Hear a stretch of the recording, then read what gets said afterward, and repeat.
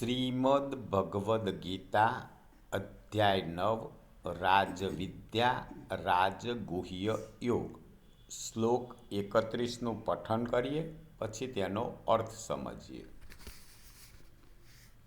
क्षिप्रं भवति धर्मात्मा सस्वच्छान्तिं निगच्छति कौन्तेय प्रतिजानीहि न मे भक्तः प्रणश्यति. અર્થાત એ સત્વરે ધર્માત્મા થઈ જાય છે.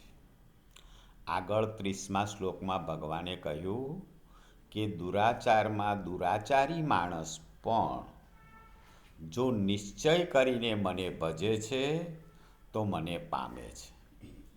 તો અહીં એ જ 30મા શ્લોકના અનુસંધાનમાં ભગવાન કહે છે કે દુરાચારી માણસ પણ જો મને ભજે છે, નિશ્ચય કરી લે છે કે પ્રભુના ભજનમાં જ એનો ઉદ્ધાર છે, તો એ સત્વરે ધર્માત્મા થઈ જાય છે અને સદા રહેનારી પરમ શાંતિને પામે છે.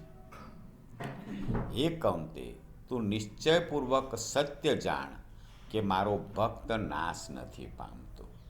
જો દુરાચારી માણસો પણ નિશ્ચયપૂર્વક પ્રભુ ભક્તિમાં જોડાઈ જાય અને એનો દુરાચાર છોડી દે તો પ્રભુ એટલા પરમ કૃપાળુ છે કે નિશ્ચિતપૂર્વક એ પ્રભુને પામે છે. આપણે ઘણા બધા ઉદાહરણો મહાભારત રામાયણમાં પણ જોયા છે. વાલીઓ લૂંટારો આપણે સાંભળ્યું છે. વાલ્મીકી મુનિ બની ગયા.